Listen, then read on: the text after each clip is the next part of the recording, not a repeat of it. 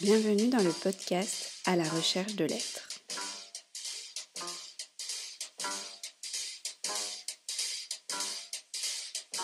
À la recherche de l'être est un podcast qui présente l'œuvre musicale d'Olivier Fillet, dont la problématique est comment concilier l'amour de l'existence avec l'ensemble des éléments tragiques de celle-ci.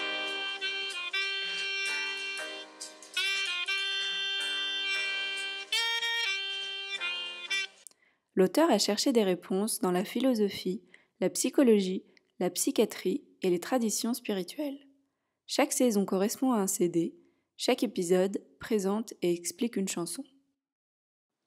Vous écoutez l'épisode 9 de la saison 3 d'À la recherche de l'être, un fanatique. Bonjour Olivier. Bonjour Claire. Je suis très contente d'enregistrer déjà le 9e épisode, un fanatique. Eh bien moi aussi. On va voir de quoi il s'agit, mais tout d'abord, on va écouter ta belle chanson.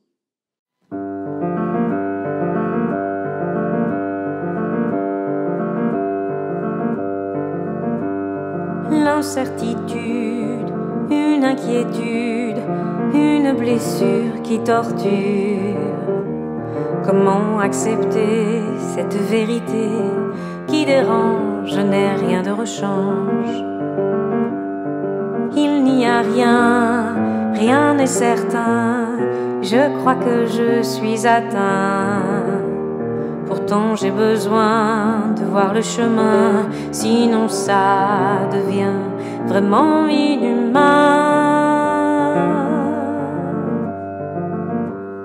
Mais le problème qui me rend blême, je vais vous dire mon dilemme.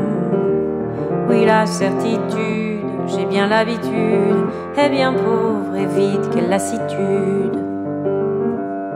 La solution, sans condition, laissez cette contradiction. Je préfère choisir, tel est mon désir. Attention, ce n'est pas une reddition, pas un gourou, ni loup-garou. Pourquoi tant de courroux? C'est un grand maître, mais non, pas un grand prêtre. Et puis, il est célèbre, fantastique.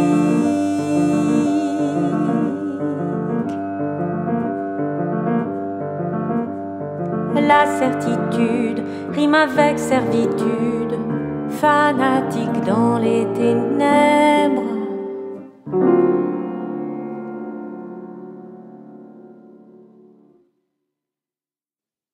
Moi, encore une fois, quelle belle musique. Merci. Est-ce qu'on peut en lire les paroles? Bien sûr. Alors, un fanatique, le sous-titre c'est « Ou le principe d'incertitude » de Clément Rosset. L'incertitude, une inquiétude, une blessure qui torture. Comment accepter cette vérité qui dérange? Je n'ai rien de rechange. Il n'y a rien, rien n'est certain.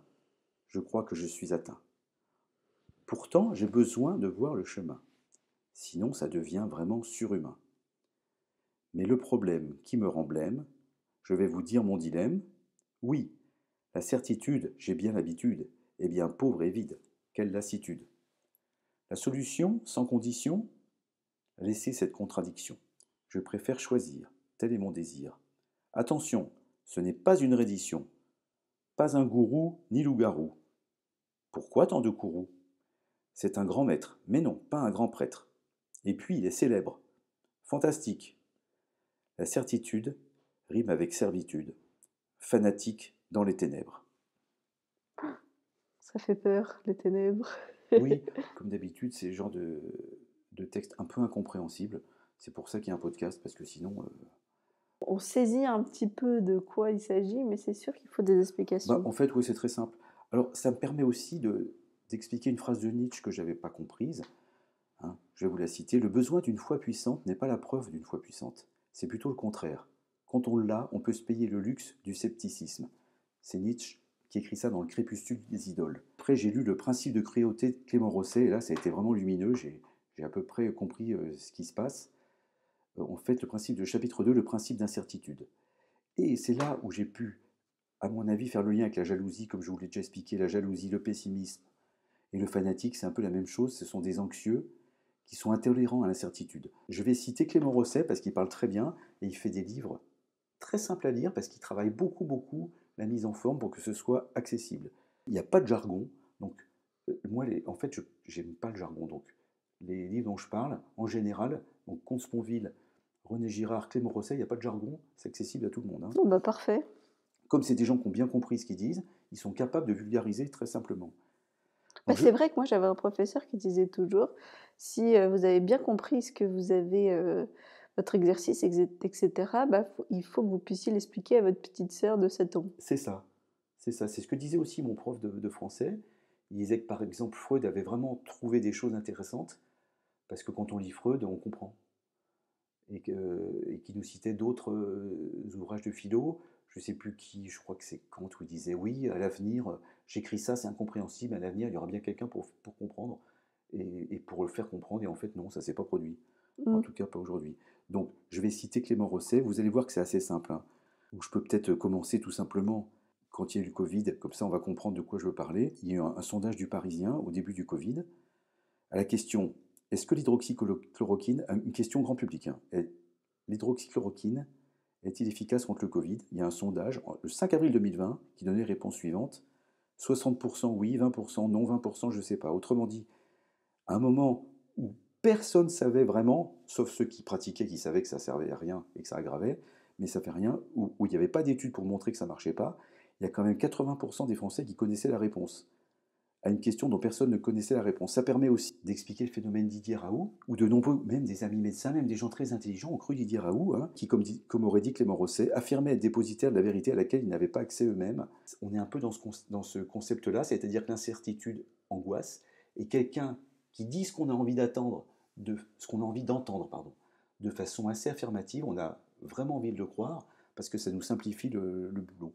C'est intéressant en fait que Nietzsche et Rosset disent la même chose, et il n'y a pas que lui, Spinoza aussi dit la même chose, hein. Spinoza comme d'habitude. Oui. Donc je cite Clément Rosset, si l'incertitude est cruelle, c'est que le besoin de certitude est pressant et apparemment indéracinable chez la plupart des hommes. On touche ici à un point assez mystérieux, et en tout cas non encore élucidé de la nature humaine, l'intolérance à l'incertitude, intolérance telle qu'elle entraîne beaucoup d'hommes à souffrir les pires et les plus réels des maux, en échange de l'espoir, si vague soit-il, d'un rien de certitude. Je cite toujours. Le plus déconcertant de ce goût de la certitude est son caractère abstrait, formel, insensible à ce qui existe réellement, comme à ce qui peut être effectivement douloureux ou gratifiant. Nietzsche oppose justement à la richesse de la réalité le caractère pauvre et vide de la certitude. Je cite toujours, hein, l'adhérent fanatique à une cause quelconque se reconnaît principalement à ceci qu'il est au fond totalement indifférent à cette cause, et seulement fasciné par le fait que cette cause lui paraît à un moment donné pouvoir être tenue comme certaine. Petite parenthèse, moi quand j'étais jeune, il y a beaucoup de gens qui étaient communistes. Par exemple, je sais que les crimes de Staline, disons que les intellectuels français ont mis beaucoup de temps à virer leur cutie, à reconnaître qu'il avait commis des crimes, comme Mao, c'est pareil. Ils ont mis beaucoup de temps à voir la réalité en face. Donc l'adoration d'une vérité se double ainsi toujours d'une indifférence à l'égard de cette vérité même. C'est-à-dire qu'en fait, ils adoraient le communisme, mais ils ne savaient pas, finalement, ce dont ils en retournaient. Quand ces intellectuels allaient en Russie, on leur montrait l'appartement témoin, ce que je dis. C'est là où c'est intéressant, je cite toujours, car c'est en somme une seule et même chose que d'être crédule et incrédule, fanatique et versatile. Puisque l'acte de foi n'est plus souvent qu'une compensation provisoire de l'incapacité à croire, et qu'il est ainsi impossible de distinguer réellement le crédule de l'incrédule, ou le fanatique du versatile. En bref, tout fanatique est un sceptique malheureux et honteux de l'être. C'est exactement ce que dit Nietzsche. Le besoin d'une foi puissante n'est pas la preuve d'une foi puissante, c'est plutôt le contraire. Quand on l'a, on peut se payer le luxe du scepticisme.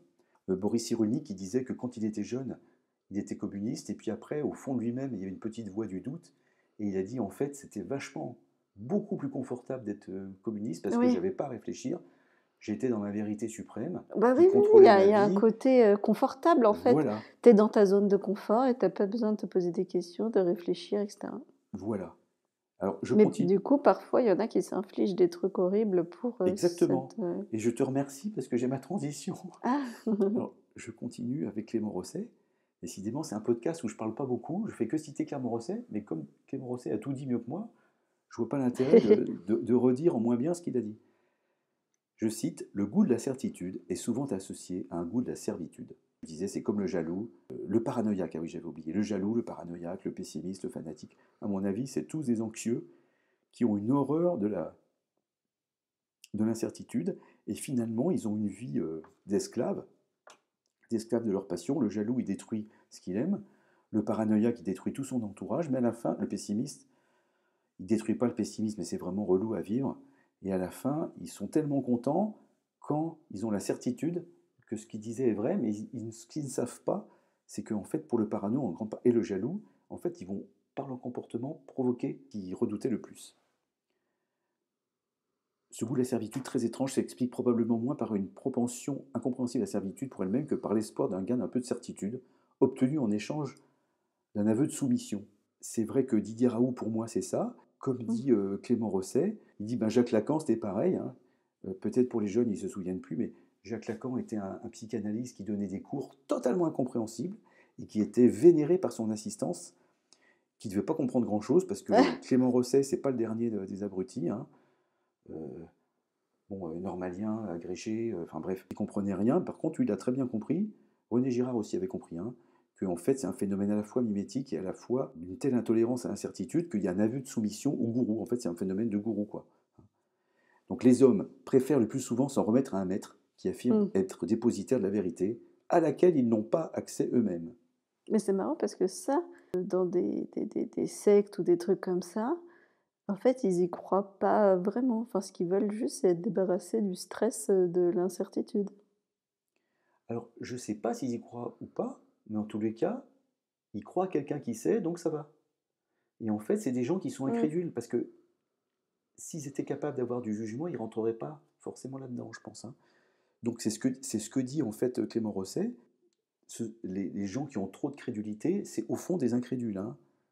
Parce que le fanatique, il ne croit pas lui-même à rien, il croit juste en celui qui pense qu'il croit à quelque chose. C'est pas moi qui crois, c'est lui.